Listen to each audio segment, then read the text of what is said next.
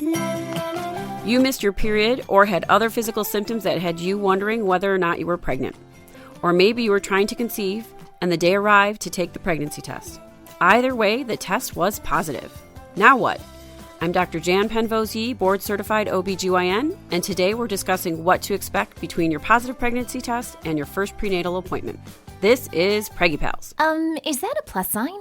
Pink or blue? Hospital or home birth? What type of food should I be eating? I think I just peed myself. I'm pregnant, and I have to exercise. What pregnancy glow? Wait, was that a contraction?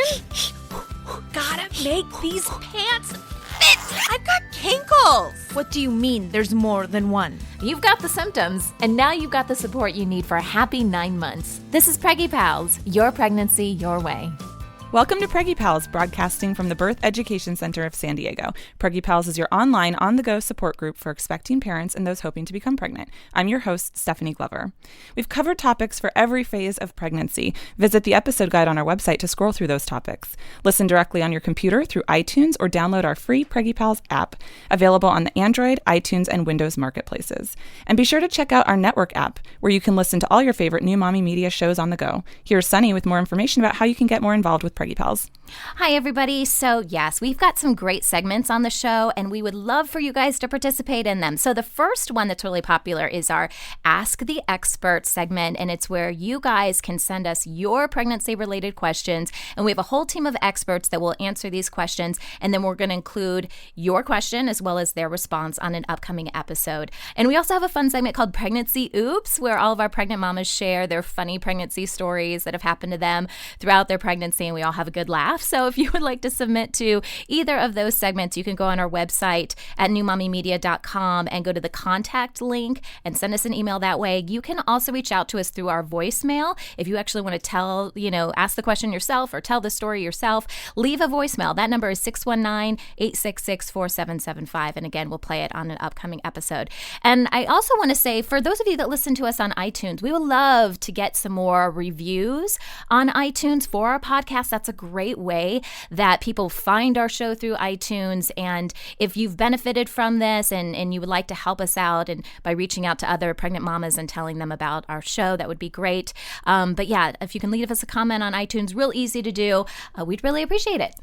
Awesome. Thank you, Sunny. Yep. So let's go around and introduce the panelists. I'm going to go ahead and get started. So again, my name is Stephanie Glover, and I'm the host. I'm also a trained childbirth educator working on my certification. I'm a mom of two.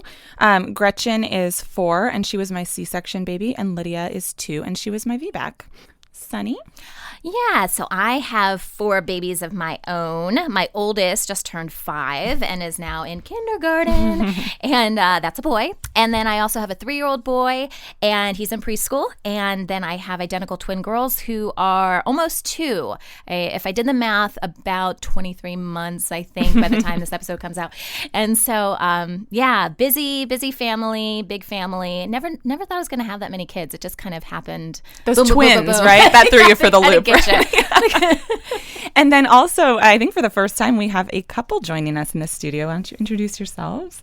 My name is David. I'm not yet a parent, trying to prep for it. We got a few months to go. I'm an insurance agent.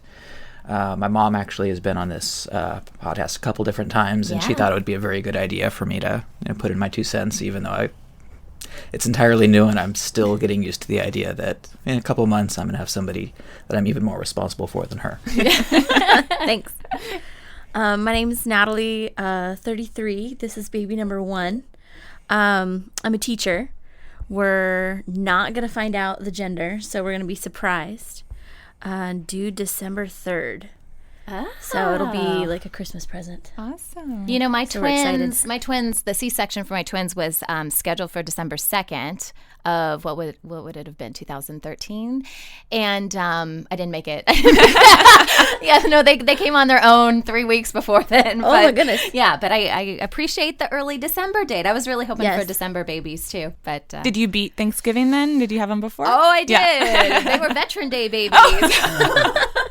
I was 3 weeks early too. Were you? Yeah. It's all good though. You know, at least they came when they wanted to come. Exactly.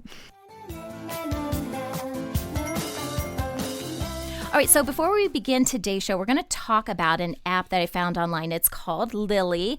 Now, this is actually an app that you would use before you became pregnant. But since our topic today is just finding out you're newly pregnant, I figured there'd probably be a lot of people out there that are listening to this episode that maybe aren't pregnant yet. So this may be an app that would interest you. So it's free. It's available on iOS, so iPad and iPhone.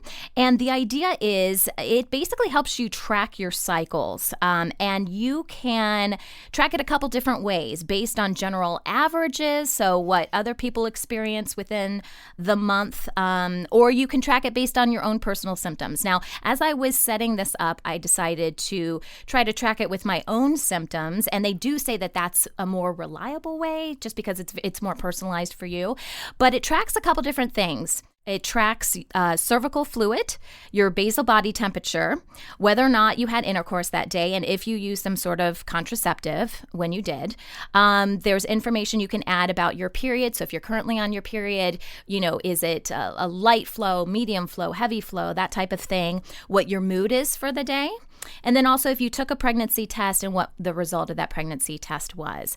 And so you just basically go through each day and you add in this information, and then it keeps track of it throughout the month. And the nice thing is it provides different types of graphs and things that you can look at to kind of analyze things over the course of the month and then, over the course of the year. And as I was looking at some of the comments for this app on iTunes, I found that a lot of people have been using this for multiple years. It got some really good reviews.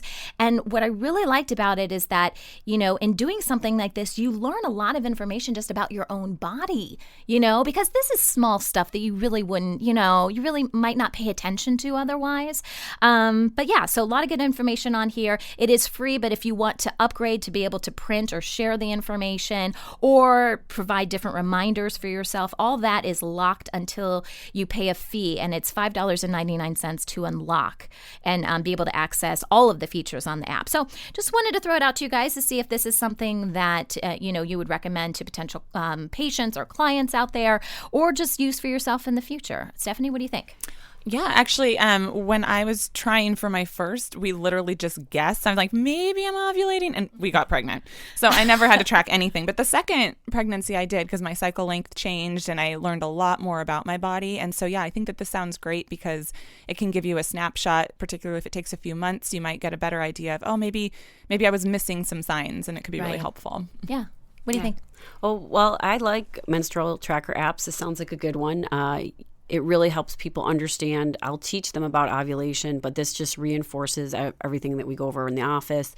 And it's a nice app that it has, it sounds like it has multiple tools that you can use. And then the patient could decide which they want to do. Maybe they want to check their basal body temperature, but don't want to watch for mucus changes and things like that. So it's kind of a neat app. And I do recommend them a lot for most people. So sounds good. Do you ever have patients come in with an app and say, "Hey, look what I tracked"? and I love it. I find it very useful. And we were discussing it earlier, and it can be useful for other things outside of pregnancy. There's other things you can track with that. So it's a great tool. All right, Natalie, what do you think? I think it actually would have helped me a lot because I thought I knew when my ovulation day was, and then we ended up pregnant, and I was off on the math. It was a surprise for us. It was a good surprise. Yeah, definitely. But we weren't actively trying. Yeah. We were just not actively preventing. Yeah. We're just kind of, if it happens, it happens. And we'll be happy with that. If it doesn't, for a while, then we'll start actively tracking. Sure. But no, I think this would have been good because I was a little off on my math. I was like, I thought I knew, and no, I didn't. So, David, do you think that this app could help other fathers out there, other husbands that want to track certain days of the month? Definitely. Although I'm probably the least qualified person here to comment on a cycle tracking app. I would say it's probably going to be more helpful for the moms, and especially the ones who are trying. There's sometimes some small thing that if they did it just a little bit differently, it'll increase their chances. Right. And if even one baby gets born to a mom who wants them because of this app, it's awesome. Yeah, absolutely. Okay, so we'll put a link up on our website if you guys want to download it and check it out.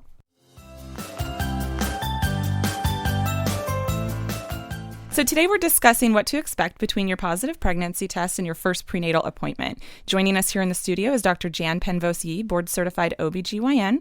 She practices at Radiance OBGYN in Oceanside. Thanks so much for joining us today. Thanks so much for having me today. We've had her on before, so it's always great to have very nice to return OBs. So first of all, the first thing we do, obviously, when we find out we're pregnant is probably pee on that stick. Absolutely. And when you get that positive, you're probably wondering, well, how accurate is it? Am I really pregnant? So can you shed some light on the accuracy of a home pregnancy test? They're very accurate. There's some rare cases where they could be a false positive, but not too many. And it is, they say the highest error can be user error, but honestly, I think nowadays they make them pretty foolproof. And, they recommend the first urine of the day, and it doesn't even have to really be that to work. It's hard to screw it up. You'd have to be super, super hydrated to have it not pick up, which can happen, of course. But it's a great tool. I know they advertise them it can become positive a week or two before, which, will ultimately depend on your ovulation and things like that. But I'd say wait till you miss your period. And, even if it's negative at that point, because of the variance in ovulation for some people, wait a week is what's recommended and repeat it. So if it's negative, repeat it in a week. Sometimes that's so hard too. Yeah. I know. Or repeat it every day for the next week and then call us in a week when 7 of them have been positive. Exactly. That's when you're like, oh, wait, I can't spend this $13 per test if I'm in a test every day. And then you're going to like the dollar store. Yeah. So also, we touched on this before we started recording. If you have a very faint positive, if there's a very faint line. Yes. Does that mean you're positive or is it iffy? I mean, for ovulation predictor kits, that's the killer. But for the actual pregnancy test, the line is a line, so you can feel pretty good about that. If it's real faint and you don't want to get all excited and call everybody or call the doctor, wait. Probably in that case, you don't have to wait the whole week. Maybe wait 3 days. I really wish that was common knowledge. Yeah. We were like, is that a line? But I'll tell you what, I've peed on a million pregnancy tests, and just to make myself feel like, yeah, it's still positive. So I've done it myself. Yeah. So, and so Natalie, what was your experience with taking that home pregnancy test? It was the really, really faint second line, and we're like, am I not? Is it real? Is it positive? Does it count? And yeah, so that's when we I had a coworker that recommended get the digital one that says the pregnant, not pregnant. She's like, don't joke around with like the lines, the crosses, whatever. She's like, get the digital that tells you for sure. I was like, okay. But we did like we're going to pee on 1 stick a day every day to make sure that this actually is the right, it's positive. And what prompted you to take that test? Did you miss your period or were you having other No, symptoms? actually it was 4 days before my missed period. I felt different. I felt weird. And I thought, oh, am I not? I'm like, oh, my period's not for 4 more days. I was like, it's a little early anyway. Because I didn't think it would pop positive like that early. And so I was like, well, I'll just try it anyway. It's just peeing on a stick. And then I did. It was 5 a.m. when I had gotten up for work. And I kind of went into him in tears, and I was just like, you couldn't understand a word I said. I just kind of shoved Most the stick in his effective alarm face. ever. I'm awake now. And so does a woman need to confirm her pregnancy with a physician? yeah, because there are some rare things that can happen. Yeah, we do like it. Patients to come confirm with us. I usually say around 9-10 weeks pregnancy, we'll do a confirmatory test in the office. And if there's any doubts of the test, we can always get a serum test or a blood test. So. Okay. And what does the blood test tell you? Is it just different levels of hormones or? So it is looking specifically at the HCG or pregnancy hormone. So the most common one we test for is the beta HCG. So it looks at what you can do is you can send either for a qualitative, which just says it's greater than 5 and it's positive, or you can do a quantitative if there's other things going on where you need to know the number. And why would you have a patient come in around 9 to 10 weeks versus right away? Well, unfortunately, because some of us will miscarry or, it could have been a chemical pregnancy that, they implanted and then, they just got the test and soon after they might miss it. Some of those types of pregnancies, which we call the quote unquote chemical pregnancies, but certainly some people who aren't trying to get pregnant might not even know they were even pregnant. So it's really the people who are checking for it who are going to know it. So that gives us time, and I've had patients come in, they did have the home positive pregnancy test. And then by the time they get to see us, it's negative again. And then we talk about did they want to be pregnant? How can we help them if they do, or if they didn't? Do we want some sort of birth control discussion? Do you remember how long you had to wait to be seen, Natalie? To be seen by your prenatal appointment? Forever. Yeah, it was long, wasn't it? Because it was between the first test and the actual first appointment, it was about a month and a half. Yeah. Well, too, when people call, we counsel them. Of course, if everything's going fine, you come in at the 9 to 10 weeks. Yeah. If it's not, we give them things to look for: bleeding, severe nausea, vomiting, weight loss, pains, pelvic pains, certain things. Of course, if something changes, we want to see you sooner, what we call our emergency OB visit. So we get you in sooner than that first prenatal care visit. So I guess it's a good thing it took a while because nothing really went wrong. But. When it's your first baby, you're so excited. You just, you want to start everything. But of course, then if people come in too early, everybody wants to hear the heartbeat. Usually around 10 weeks we can hear it, not always. So if we bring you in too early, then you could leave stressed and. That's a good point. And things. When then we're sending you for ultrasound. Some of us have it in their office. I'm still new, so I'm waiting to get my ultrasound in the office. I miss it very much because if you can't get a heartbeat early on, which is not uncommon, it stresses the mom no matter how much you reassure them. So I'm glad we got that on the first visit. It was like that was the coolest part of the first visit. Yeah, people really like that, and I do too. Yeah, I remember calling with my first, and I said, I got a positive pregnancy test, so can I come in? Like, oh, well, that's good enough for us. See you in a month and a half. I'm like, how is that good enough? A month and a half. There's that's what we would use too to test you. And I was like, okay. Yeah. Patience. But it's exciting. The longest month ever. Yeah. And I know one of the first things I would want to do is find out when my baby is due. Absolutely. So Absolutely. You take that test and then you're doing the math in your head. So how is a due date calculated? So basically it's adding 280 days or 40 weeks to from your last menstrual period. And you have those, I've heard it termed like the 2 free weeks in the beginning. Right. Essentially, because technically we're calculating from your last menstrual period. Obviously, you weren't pregnant in those 2 free weeks. Absolutely. But I always like to remind patients too, 41 weeks is really how long it is. So we get to that 40 weeks, but ACOG recommends that we can go up to actually technically 42 weeks. But most doctors feel safer with the 41 weeks for, any term complications to avoid them. So. Okay. See, we actually had that discussion when we first found out we were pregnant. I was like, no, this is the due date. And he's like, no, this is the due date. And we were trying to calculate that, it. Right? Some patients will be like, I know when I ovulated, or we only had sex once. And I'm like, I totally believe you and I honor that, but I'm going to tell you how I'm going to date your pregnancy. Right. And what I'll do is I'll use the calculation on the computer nowadays, or the wheel, whatever's right at my fingertips. And we'll get the due date, and then the next ultrasound will help us decide whether or not that's accurate. That's a big misconception. People are like, the ultrasound said it's now this, and now this ultrasound said it's this. I said, no, we're going to assign it early on, and when I tell you what it is, that is what it is. And then any ultrasound that shows a different date after might be a growth change that we have to follow maybe. Or if it's close enough, then yeah, it's the same due date. Gotcha. Okay. And are there some early physical pregnancy symptoms to expect, especially before that first appointment? Like, what's your body feel like in that early time? And everybody's different for this, right? So I always tell people, just because you don't feel bad doesn't mean it's not going well. But if somebody is feeling really bad, I'll say, well, it means the pregnancy is going well. Things are good. With the exception of that abnormal one I said, where people can be very, very sick with nausea and vomiting. But that's one, nausea and vomiting.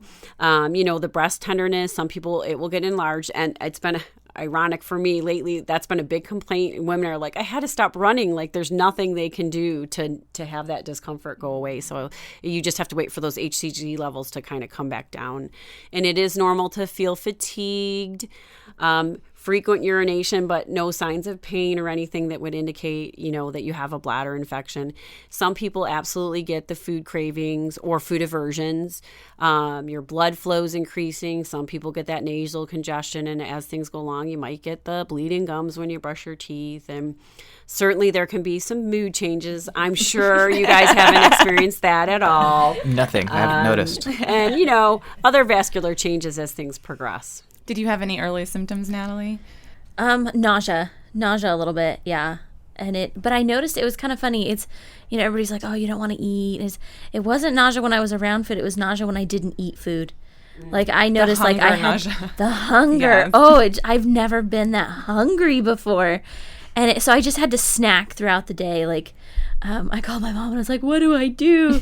And she was like, just keep a little bag of like Wheat Thins or crackers in your pocket and just snack all day. So, and that's what I did, and I felt so much better. Sunny, did you have any early pregnancy symptoms? I felt well, I guess this has to do with like having more and more babies, but I felt like I just got bigger faster. I don't know if that, I don't know. I totally did with Second time, yeah, everything's been stretched out. Right. So you absolutely, the first time you're so excited to pop and you don't. Right. And then the second time you're like trying to hide it. And maternity pants, 6 weeks pregnant. Yeah, with my exactly. second, Well, yes. and my husband thought I was crazy with my third and final pregnancy because I said, no, this is crazy big. Like, I'm getting crazy big. And he's looking at me, he's like, no, you're not. And I'm like, trust me, I know. And like, that was my clue that, maybe there was more than one baby in there. But then I was like, it's my third pregnancy. And I was kind of expecting to be bigger. But right. yeah, I get a little bit of nausea. But yeah, definitely the more babies I had, the bigger I got, the faster I got, And I remember, too, what I didn't realize was that early pregnancy symptoms can almost mimic premenstrual symptoms. Absolutely. And so I had a little bit of cramping and, like the and breast that's not tenderness. abnormal. A little cramping's not abnormal. So because everything's growing. And yes, but that was a call to stretching. my OB. I hadn't even met her yet. And I was just like, I'm having cramps. She's like, are you having bleeding? No. Okay, see you in a month. Darn it. All right. So when we come back, we'll discuss lifestyle changes that will be important in those first 4 to 12 weeks of pregnancy. We'll be right back. Welcome back. Today we're discussing what to expect between your positive pregnancy test and your first prenatal appointment. Board-certified OBGYN Dr. Jan Penvosier is our expert. So what should a woman be doing differently concerning nutrition once she finds out she's pregnant?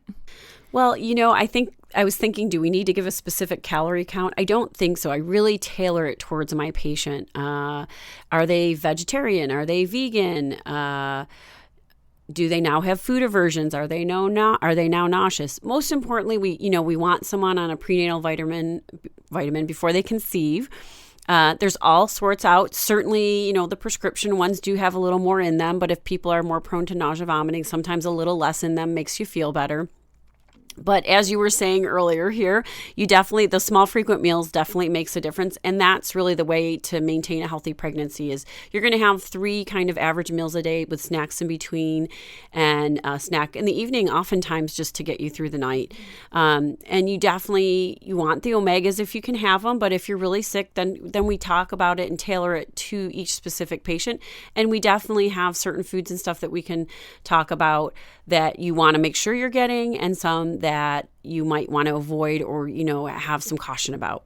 And what are some of those foods to avoid when you're newly pregnant? So, the classic, you're not supposed to have luncheon meats is still true. It's just about the processing of the luncheon meat and you're trying to avoid listeria infection. So you want to do that. And then cheeses that aren't pasteurized is still a classic one. So when you're eating out, you want to avoid cheeses that you just don't know enough about. But if they're pasteurized, you're fine. It's how things are prepared. And what was the other thing I wanted to tell you guys about? The raw vegetables. So they can just have bacteria in them. So, you have to be very careful. And some of them you can't, like an alfalfa sprout and those things, you can't wash it out. So you have to be careful with that. And fish is another one that it's actually good for you to have fish in pregnancy. You just can't overdo the fish because we can't always know exactly how much mercury is in the fish. And I give people websites to check out to see which have higher levels. And we talk about that. And sushi? Sushi, actually, I looked that up again. I'm always looking things up again. Technically, or properly prepared sushi, technically you can have, but I usually just recommend to avoid it. But if you've had it, I say don't panic. You're probably fine. If they freeze it and then prepare it, they call it sushi grade sushi, is okay. But I tell my patients no, just because it's one of those things I don't know if you can always trust. And I tell patients, okay, you had some luncheon meats, you're fine, you didn't get infected, it's okay. So probably if you sneak a sandwich because you're dying one night and you don't have a choice, you're probably going to be fine. But you just don't want to overdo it. I'll tell people, get a turkey breast, get some ham, bake it on the weekend. It's prepared in your house. You don't have that risk. Make sandwiches of that. If you're a sandwich person, you can still have your sandwiches. You can have tuna sandwiches, but it's better to have the light than the white. The white albacore, for some reason, holds on to a lot more mercury.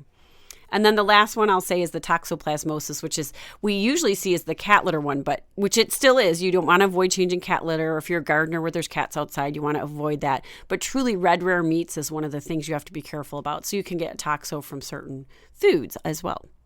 If you really do love sandwiches, is it safe if you do nuke the lunch meat? We've read that. Yes, you can heat the luncheon meat. Most people give me the ugh face. So I say, all right, get a turkey breast on the weekend, get some ham on the weekend, bake it in your house and slice it yourself. It's probably better for you anyhow, just with nutrient wise. A little more work. I'm gonna go home and make a sandwich now. Everybody's hungry. I've missed lunch meat so much. Absolutely. And now, did her change in anything that she was eating affect you as dad? Not really. I got lucky because she doesn't hate any foods that she liked before. Okay. She just has a few more, on the way home, can you pick up some ice cream? The baby wants ice cream. And I was like, whatever you need. I mean, and you love the baby, right? I try to be good. Yeah, and that brings the point, we really don't want to overdo. I tell people the kidney bean in there really doesn't need an extra 2 scoops of ice cream. Like the kidney bean needs like a lick of ice cream. Right. So I always remember, I was a bad first-time mom. I thought I was eating for 2, but I remind my patients, you're not eating for 2.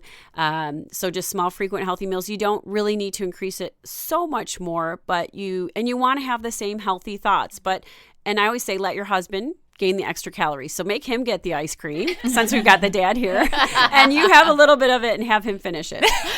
Oh, that's my husband's dream. Yeah.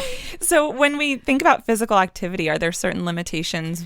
Yeah, so, and again, that's very patient tailored. It depends on how much you're exercising before the pregnancy. Generally, if somebody's not really athletic, I'll say you want to keep your heart rate below, 130 beats per minute.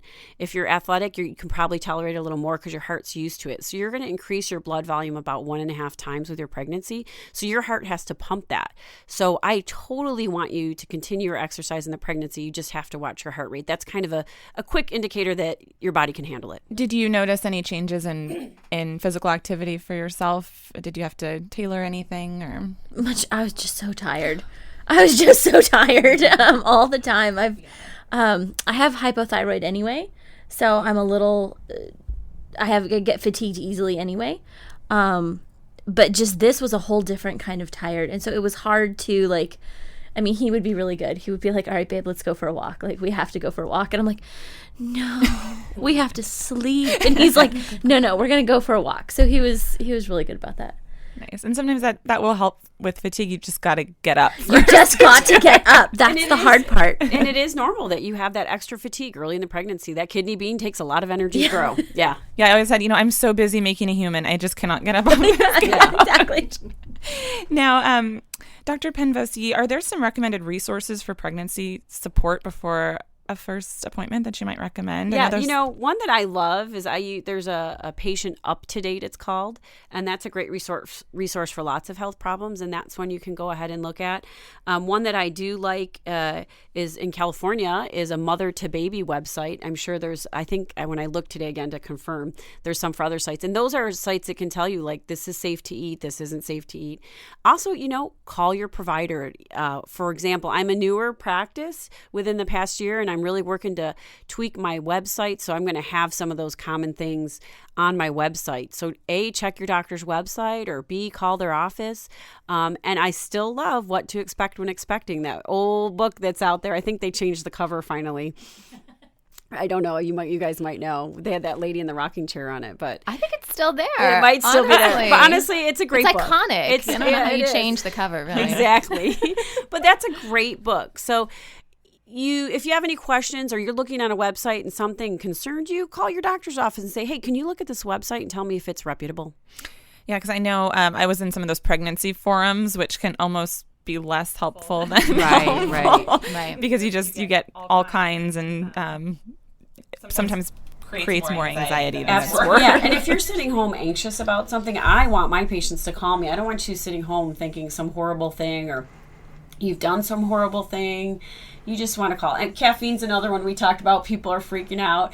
Most of the time babies are pretty resilient. So call. Don't be stressed. That's a reason you could do an emergency OB visit. Like if you're worried that you did something wrong and you're going to stress till the 9 to 10 weeks, see if you can just do a consult. Some practices might just have midwives or nurse practitioners, or if the doctor doesn't take a patient before that visit, maybe somebody there can talk to you. Did you have any go-to resources? Well, parents, obviously. Most of our friends have already delivered at least one, sometimes as many as three, I think. Yeah. I got that book, What to Expect, almost immediately, Yeah. but a few of our friends actually warned us against reading it cover to cover because Right. you'll worry to death about Right. every single thing. Yeah. So do you recommend looking at it only if you have a concern, or just reading it so you know what to expect? I say you read it for the trimester you're in. Read for where you're going, and then stop. Yeah. Okay. Yeah. Yeah, because then you're going to be seeing your doctor. If you read from front to end, you're going to go into your first visit thinking, oh my gosh. Whereas if you read, it's going to be appropriate to the next visit you're going to see your doctor for. Yeah, you don't really need to come in with your birth plan at week 8. Yeah. Yeah, I was reading it and I was like, I don't want to give this to her. She'll become neurotic. You really just need to read where you're at. Well, thanks so much for joining us today, Dr. Penvose-Yee. For more information about Dr. Penvose-Yee, as well as information about any of our panelists, visit the episode page on our website. This conversation continues for members of our Preggy Pals Club. After the show, Dr. Penvose-Yee is going to discuss medications and early pregnancy. To join our club, visit our website, newmommymedia.com.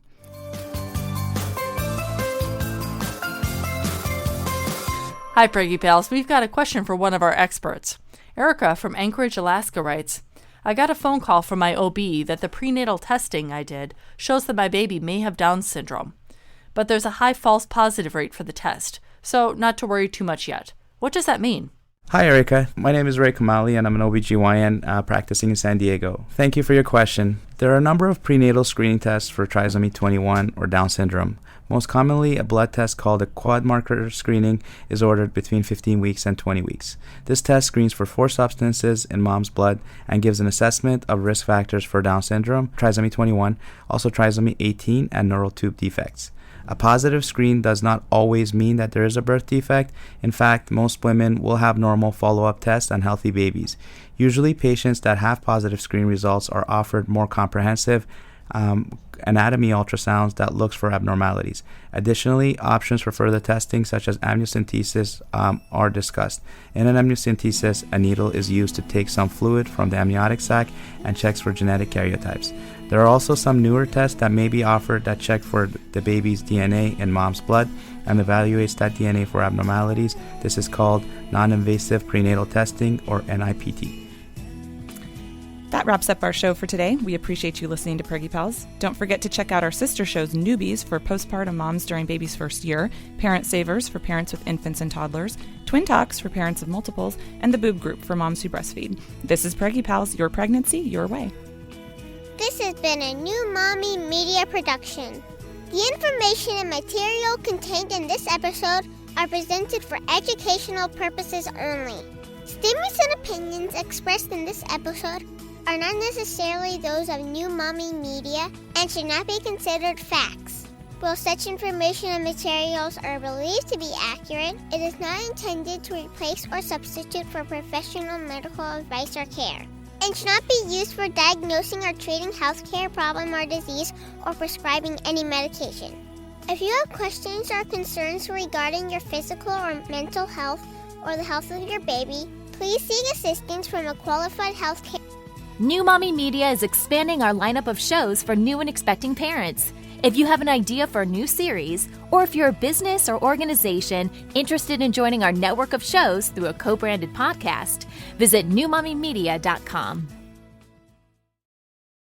Hey mamas, don't forget to check out Mighty Moms. It's our online community built for new moms just like you. Not only can you connect with other moms, but you can also join us backstage for special mom-only online events. And you'll also be notified when we're recording so you can join us as a special guest. Visit our website, newmommymedia.com, and click on the Mighty Moms banner. It's free. That's newmommymedia.com. See you there.